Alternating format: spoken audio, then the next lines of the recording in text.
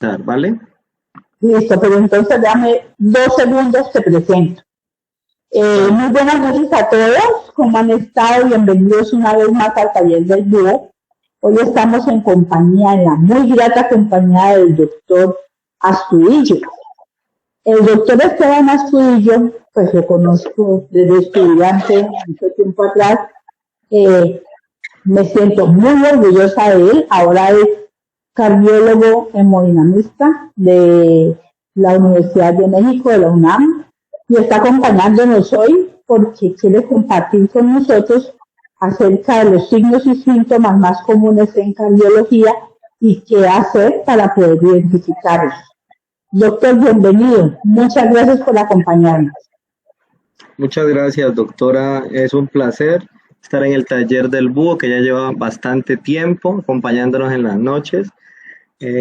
Y bueno, hace mucho tiempo como estudiante y ahora para compartir lo que he aprendido en todo este tiempo. Usted cuando me pidió que me una y que dé una plática, la verdad tenía muchas dudas sobre qué plática pudiera ser la primera, qué charla pudiera ser la más útil, y después de pensarlo varias noches, bueno, concluí que esta puede ser una plática que es como un abrebocas y una plática para concientizarnos a todos los médicos, estudiantes de medicina, los pediatras, sobre que los síntomas cardiovasculares en pediatría son muy diferentes a la cardiología que hemos aprendido de los adultos, muy, muy diferentes.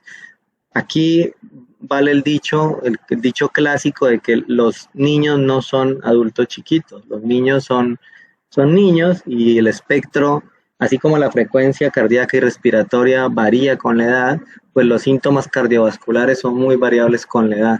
Entonces les traigo los signos y síntomas más comunes, y es como un pincelazo, como unas ideas principales y centrales para que a ustedes les quede la duda y se vayan a estudiar, porque obviamente tardaríamos más que el paro de camioneros en explicar todo esto con pelos y señales. Entonces, mucho gusto. Para los que no me conocen, soy Esteban Astudillo, como ya me presentó la doctora Marna.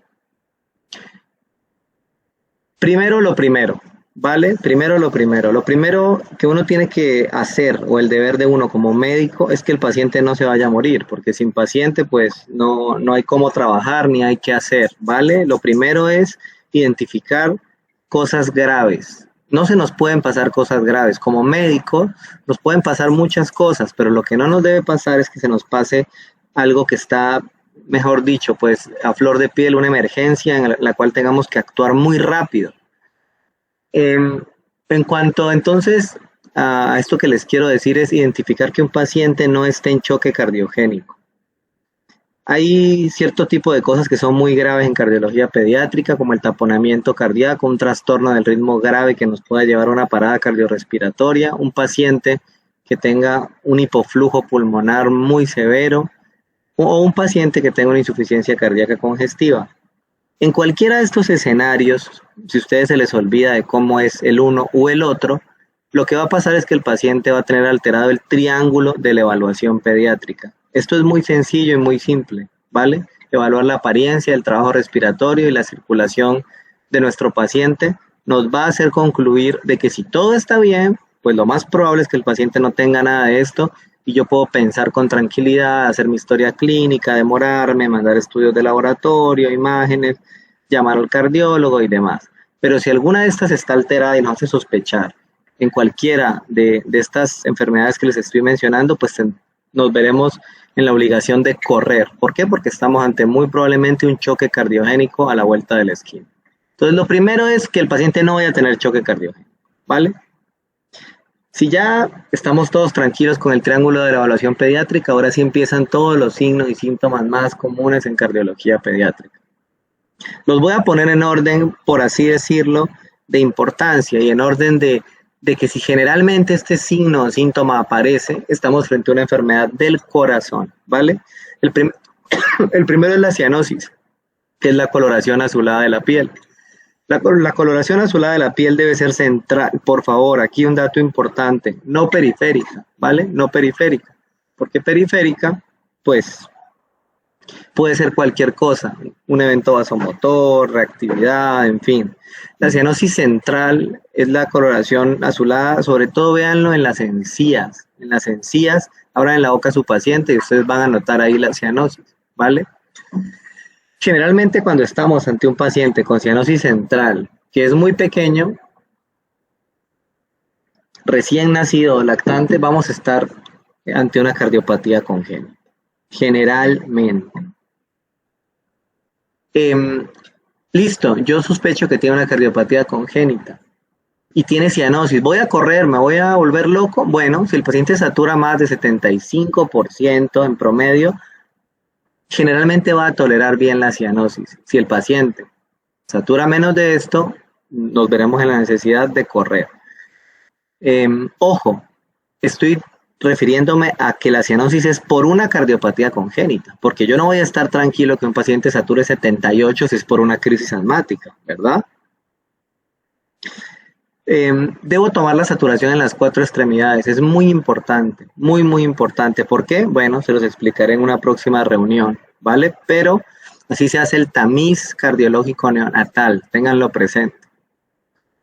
Y por último, siempre que un paciente esté cianótico de origen central y no sea por una causa respiratoria, interconsultar al cardiólogo pediatra. Otro signo o síntoma muy frecuente son los soplos cardíacos. Los soplos cardíacos son sonidos generados en el corazón casi siempre por una turbulencia, por un cambio en el flujo de la sangre. Genera un sonido, un soplo.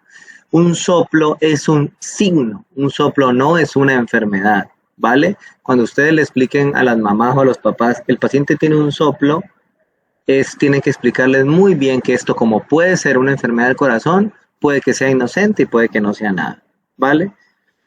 Entonces tendremos que clasificar los soplos y ver ante qué nos estamos enfrentando. Un recién nacido, un niño pequeño con un soplo importante, pues generalmente va a tener una enfermedad del corazón, ¿verdad? Un adolescente de pronto con un soplo que tiene todas las características del mal llamado soplo inocente, pues de pronto no va a tener ninguna enfermedad del corazón. Aquí les quiero recordar algo en semiología. Los soplos deben ser descritos de acuerdo a su grado de intensidad y de acuerdo a su localización. Por favor, olvídense de lo que aprendieron de los focos de auscultación cardíaca, ¿vale? Nada de foco pulmonar ni de foco aórtico. Porque si el paciente tiene una transposición de la aorta, una transposición de los grandes vasos, perdón, pues entonces la aorta va a estar en el sitio de la pulmonar, van a estar superpuestas y el segundo ruido cardíaco va a ser diferente y todo va a ser diferente. Entonces, no digamos que el soplo está en el foco tricuspidio, digamos que el soplo está ubicado a nivel paraesternal izquierdo con cuarto espacio intercostal. Eso suena mucho mejor y nos ayuda mucho más a orientarnos, ¿vale? Cardiopatías comunes que dan soplos, la comunicación interventricular, el ductus arterioso persistente y alguna lesión valvular. Generalmente esto va a generar un soplo, ¿sí? Sobre todo la aorta. Cuando la aorta se afecta, sopla. Pero miren esto tan importante que les voy a decir, muchas cardiopatías congénitas, inclusive algunas muy, muy graves, no soplan, o el soplo es muy sutil. Entonces, que porque un paciente, ustedes sospechen que tiene una cardiopatía, porque está morado, está taquipnéico, tiene estable, y no sopla, no vayan a pensar, ay no, pues como no sopla, no tiene cardiopatía, no, ¿vale? No, hay cardiopatías que no soplan, no se olviden de eso. Y por último, siempre remitir al cardiólogo pediatra. Aquí quiero hacer una pausa importante. ¿Por qué? Porque hay un término que se llama soplo inocente, ¿verdad? Y todos lo hemos visto. Un soplo sistólico de bajo grado, que cambia con la posición, que se ven adolescentes. Bueno, yo quiero que se lleven este mensaje. Cuando un soplo es inocente, es porque el cardiólogo ya lo ha visto, lo ha valorado, y el cardiólogo dijo que es inocente, ¿vale? Es mucho más responsable estudiar un soplo por muy inocente que a ustedes les parezca que dejarlo por ahí, ¿sí? Porque nos podemos encontrar con mucha sorpresa. Ya me ha pasado, por eso se los digo. Y así también la mamá va a estar mucho más tranquila. No, ya lo vi al cardiólogo y tiene un soplo, pero pues realmente no tiene ninguna cardiopatía. Entonces, no hay que correr, ¿vale? Pero sí hay que remitirlo al cardiólogo pediatra. Otro síntoma importante que nos describen las mamás y que se asocia a enfermedades del corazón se llama taquipnea. Taquipnea es una frecuencia respiratoria aumentada que está por encima del límite permitido para la edad, ¿verdad? En un adulto pues será 20 o 16, pero en un niño recién nacido de pronto de 60, en un niño de un año de 50, depende de la edad, ¿vale? La frecuencia respiratoria.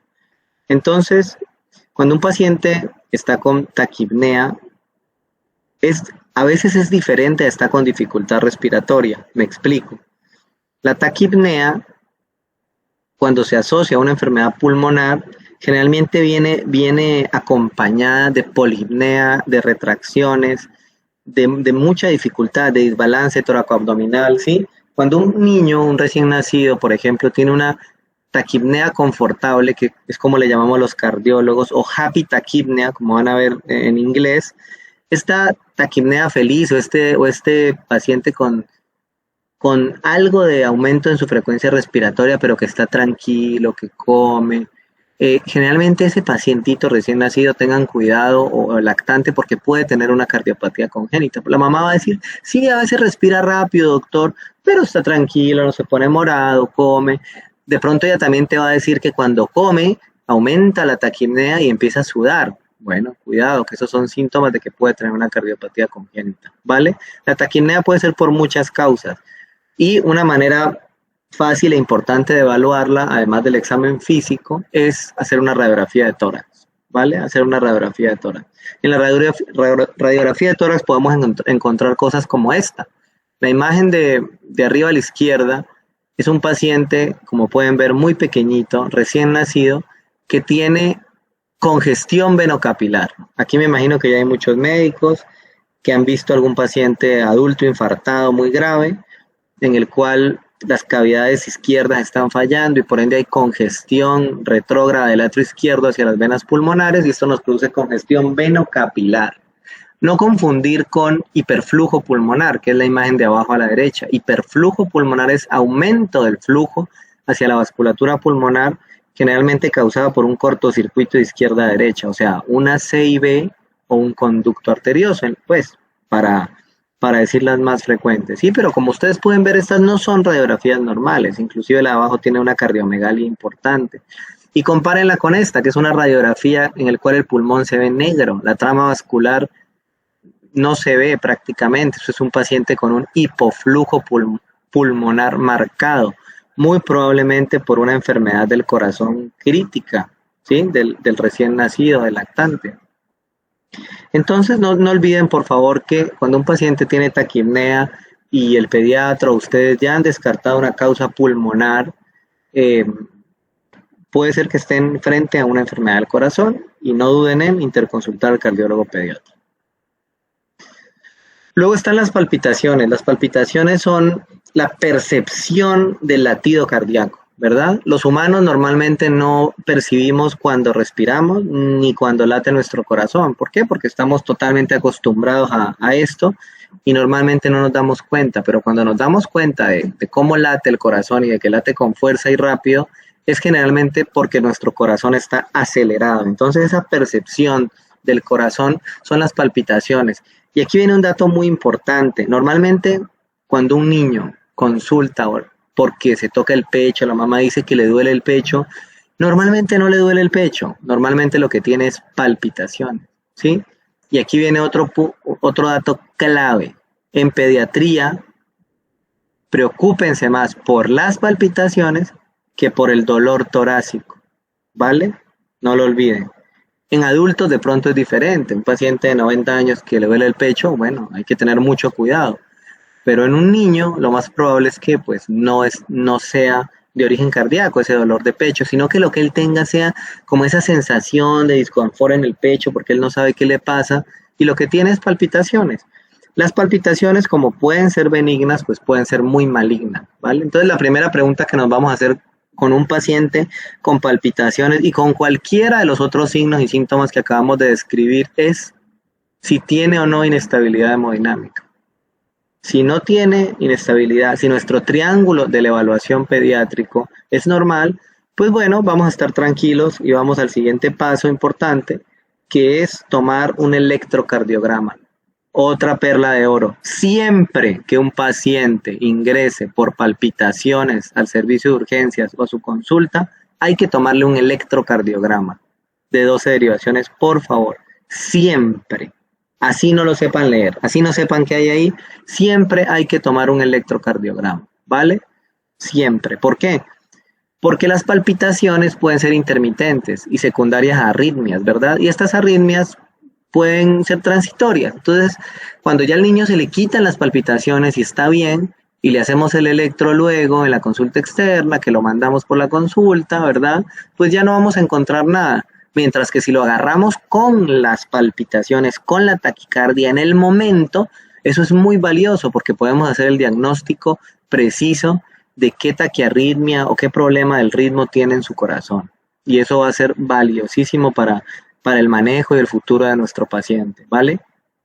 Las palpitaciones también tienen una semiología que debe ser como la que hemos aprendido para casi todo signo y síntoma. ¿A qué se asocian? ¿En qué momento del día le dan?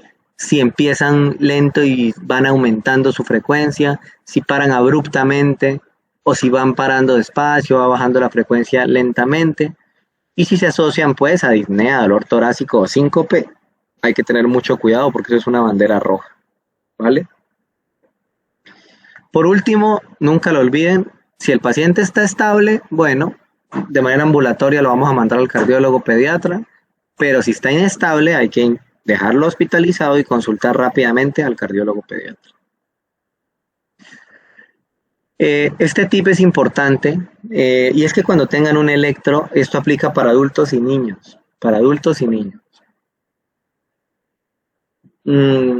Hay un orden para que no se nos pase nada, para poder leer un electrocardiograma, bueno, en orden y de manera esquemática. Siempre empezar por la frecuencia cardíaca, luego decir el ritmo, en qué ritmo está, ritmo sinusal, ritmo nodal, ¿verdad? Idioventricular, va a ser muy importante. Luego calcular el eje de P, el eje del QRS y el eje de la T. Normalmente nos hemos acostumbrado a calcular el eje del QRS, ¿verdad? Porque es como lo más valioso. Pero el eje de P, por ejemplo, es muy importante y ya lo van a aprender luego el porqué. Luego hay intervalos. Los intervalos y los segmentos deben ser evaluados. El PR, el QRS, el QT corregido, el RR, ¿vale? Y por último, la morfología de las ondas, la morfología de la onda P, del QRS, de la onda T, si hay una onda U. ¿Por qué? Porque esto nos va a dar datos sobre aumento de cavidades, dilatación, crecimiento ventricular y demás, ¿vale?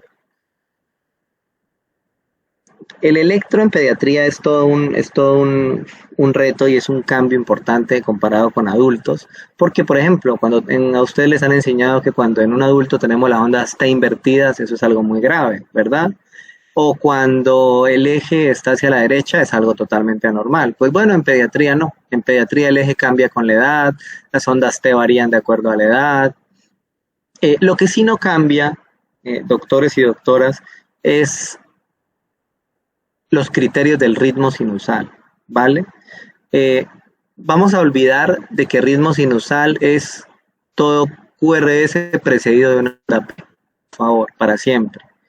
Los criterios de ritmo sinusal son varios, son muchos los criterios de ritmo sinusal. Entonces van a irlos a leer a su casa, ¿ok? ¿Por qué? Porque no es solo que siempre haya onda P precedida de un QRS, ¿ok? Ese es un electro, por ejemplo, de un pacientito de 4 años, ¿sí? De 4 años, en el cual vemos que, bueno, sí está en ritmo sinusal, vemos que hay un bloqueo incompleto de la rama derecha, vemos que la morfología de la T es variable, no es como en la de los adultos, y vemos como la frecuencia cardíaca obviamente es mucho más elevada que en la de un adulto, tiene 100 aproximadamente. Y así con las palpitaciones, ¿vale? Y otro signo y síntoma muy frecuente en cardiología pediátrica, sobre todo en los adolescentes y las adolescentes, que todos los días nos llegan a los servicios de urgencias, es el síncope.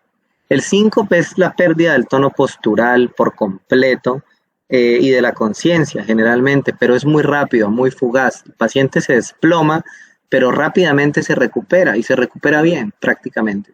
A veces con dolor de cabeza, pero a veces. Normalmente los niños se recuperan y quedan como si nada, ¿vale? Esas son las características de un síncope benigno, porque hay síncopes malignos, ¿verdad? Los niños muy pequeños usualmente no se desmayan. Cuidado cuando un niño muy pequeño se desmaya, cuidado cuando es asociado al ejercicio, ¿vale?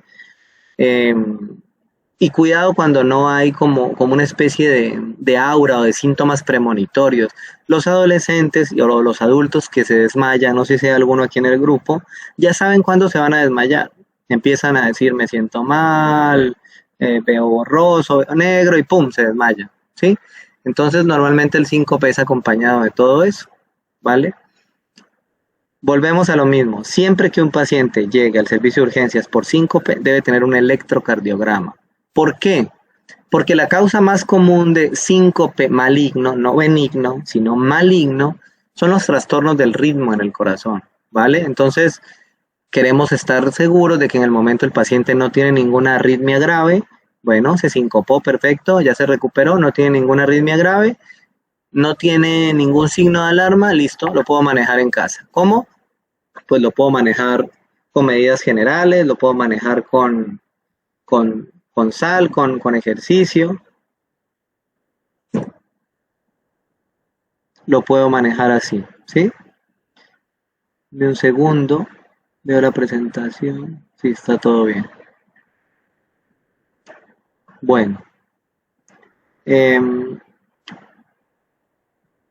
entonces las medidas generales de un síncope son hacer ejercicio, comer salado, tomar mucha agua y educar al paciente. ¿Qué es educar? Explicarle a la mamá y al niño que generalmente el paciente no se va a morir por un síncope, ¿verdad? Que es algo que va a ir y venir. Con las medidas generales, más del 80% de estos síntomas mejoran e inclusive remiten, igual puede que vuelvan a aparecer a los años, pero bueno, el paciente ya sabe que él sufre de esto, de síncope vasovagal, ¿vale? Síncope vasovagal y que, bueno, tomando las medidas necesarias, nada malo le va a pasar, ¿ok? No olviden siempre remitir al cardiólogo pediatra para estudiar el síncope y definitivamente estar seguros de que no vaya a ser ninguna enfermedad del corazón grave. Y por último, dejé dolor torácico.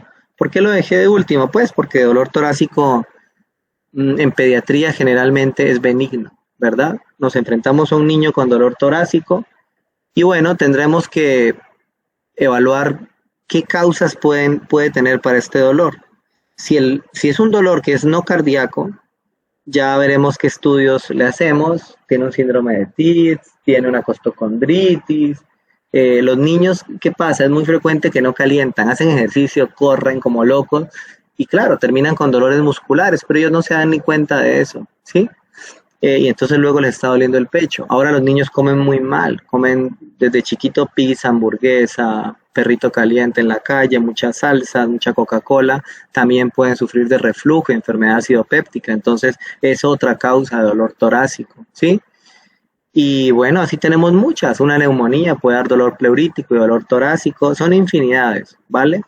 Entonces esto lo manejará pediatría. Si por el contrario sospechamos que es de origen cardíaco, lo cual es muy raro, pero existe, ¿cómo no? Tenemos niños infartados, tenemos malformaciones de las coronarias, tenemos afectación de las coronarias adquirida, por ejemplo, por el síndrome de Kawasaki, o ahora con el PIMS y lo del COVID, inflamaciones de las coronarias, y esto puede ocurrir, por supuesto. Si pensamos que es cardíaco porque tiene, por ejemplo, un electro anormal, ¿vale? Y porque tiene signos de alarma, pues interconsultaremos al cardiólogo inmediatamente. Nada de mandarlo para la casa. Un dolor torácico cardíaco, cual es raro, vuelvo e insisto, requerirá una interconsulta formal del paciente hospitalizado, ¿vale? ¿Cómo interconsultamos al cardiólogo? Entonces, por favor, para que le saquen jugo al cardiólogo, ¿sí? Lleven todo organizadito. Primero, la historia clínica bien hecha, bien hecha. Segundo, radiografía de tórax, por favor, tenerla ahí en el celular lista. Tercero, un electrocardiograma bien tomado, por favor, con un dedo largo siempre. Cuarto, el teléfono del cardiólogo. Y quinto, las redes sociales del cardiólogo, ¿vale? Yo estoy a la orden para lo que necesiten. Si no contesto, devuelvo la llamada o luego les hablo por WhatsApp. 24/7 me pueden hablar, ¿vale? No hay ningún problema. Y bueno, los escucho si tienen alguna pregunta o alguna duda. Bueno, uy, qué charla tan chévere. ¿Tiene alguna pregunta para hacerle al doctor? Usted, doctora, pregúnteme. Pregunte. Bueno, a mí me llama mucho la atención que continuamente estamos viendo, así como dijiste que se vuelve muy frecuente en la consulta nuestra, pero nosotros todos los interconsultamos con cardiología porque gracias a Dios pues tenemos esa oportunidad en el Club Noel. Vale. O sea que lo que yo veo que, pues de acuerdo a lo que estás contando, pues realmente todos caen, o sea, yo nunca he visto un niño que tenga algo realmente grave, que se haya sincopado, sino que terminamos diciendo que es un síncope vasovagal, lo mandamos a su casita.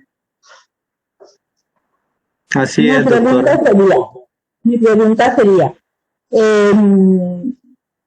lo que pasa es que a mí no le creían sobre las medidas de la sal, que esa es la medida que hacen los cardiólogos allá, lo acabas de decir. El seguimiento es importante. Sí. Es que no sé ni cómo arreglar la pregunta, porque es que a mí me parece que tenemos muchas consultas y todas se las mandamos al cardiólogo, todas. Y las mandamos inmediatamente, ¿no? Y Vale. presionamos para que le hagan un ecocardiograma. ¿Es necesario un ecocardiograma en estos niños? Bueno, doctora, la pregunta es muy válida, es muy buena. En un síncope vasovagal, cuando yo tengo la sospecha de que es un síncope de características muy benignas, porque es un adolescente, mujer, le da cuando le dan una mala noticia, o cuando hay gente que se desmaya cuando la van a chuzar con una aguja, por ejemplo, es muy frecuente eso, le da la pálida, ¿sí? La mamá dice, o el papá dice, o ella describe, no, es que me da la pálida, o le da la pálida. Bueno, eso es un paciente que tiene síncope vasovagal. A veces no, hay algo importante que no dije. A veces hay un presíncope. No siempre el paciente se desploma y se desmaya del todo. A veces no alcanza a perder la conciencia, pero sí pierde algo de tono postural y es cuando lo agarran y reacciona rápidamente, ¿verdad? Entonces, cuando yo estoy seguro de que es un síncope con estas características, que no tiene signos de alarma, que no le da con el ejercicio, que no le da con dolor torácico, que se recupera rápido, pues normalmente estos pacientes tenemos que hacerle un electro, como ya lo dije, darle los signos de alarma y mandarlo para la casa con la interconsulta con el cardiólogo. No es necesario que el cardiólogo corra a ver a este paciente, pues yo pienso que no, ¿vale? Máximo si tenemos alguna duda en el electro, bueno, se lo mandamos, y si el electro es normal, el cardiólogo verá en la consulta si le hace el ecocardiograma, si no se lo hace, pero sí mandarlo a la consulta de cardiología, porque al fin y al cabo es una condición, vamos a llamarle condición más que enfermedad, es una condición cardiovascular que además es crónica y molesta, porque hay pacientes que se desmayan mucho. Yo he tenido pacientes que se han fracturado la nariz porque se caen de frente y bueno, eso es horrible.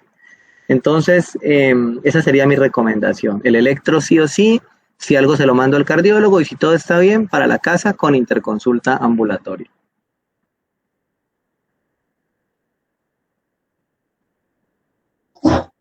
Bueno, ¿alguien más tiene alguna otra pregunta por hacerle al doctor?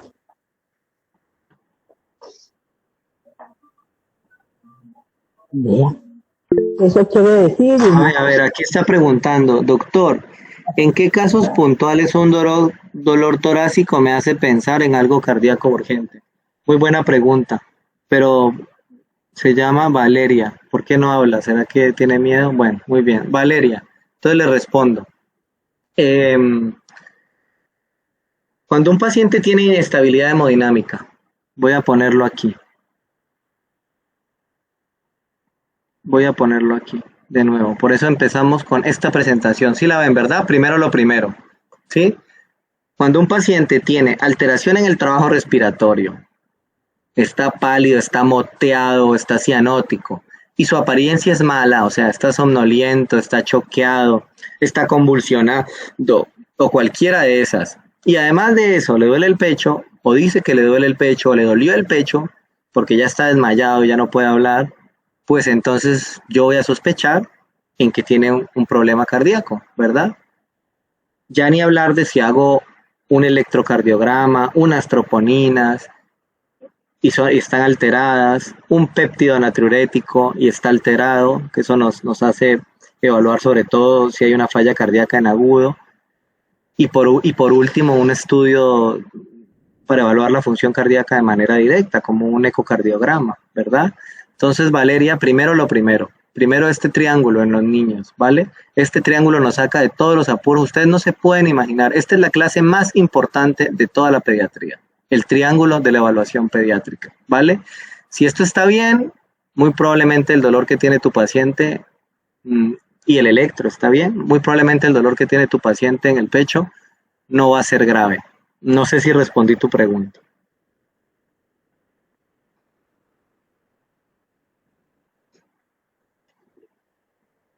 Dice que sí, doctor, muchas gracias. Bueno, ¿alguien más quiere hacerle preguntas al doctor? Aprovechemos que está aquí. Bueno, 8:41. Creo que nos vamos a despedir ya.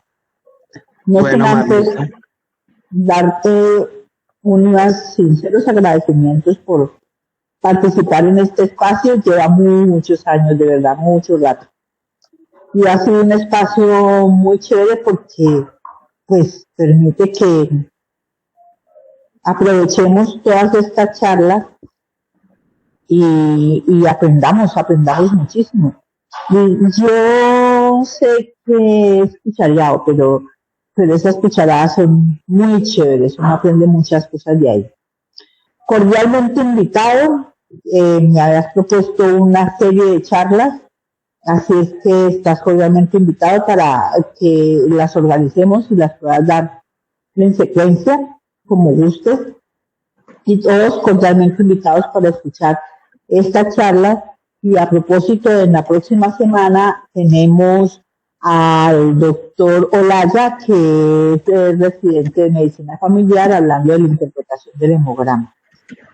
Bueno, Valerie Castro es una de nuestras participantes. Ella me dijo que iba a grabar la charla porque estamos tratando de hacer el taller del búho también en Facebook. Así de que, con tu autorización, si nos permites, y si se logró hacer el proceso, por favor, si nos permites, poder colgar la charla en Facebook. Claro. Bueno, entonces, muchísimas gracias a todos, muy especiales al doctor Esteban Astudillo por habernos acompañado. Doctora Marna, muchas gracias, le envío un abrazo y pues nos estamos viendo, ¿vale? Bueno, gracias, saludos allá por la casa y a todos que descansen. ¿Alguien va a hablar? ¿Qué pasó? Se despidió. Ok, hasta luego. Bueno. Bueno, saludos a todos, vayan a descansar y que estén muy bien. Vale. Gracias, feliz noche.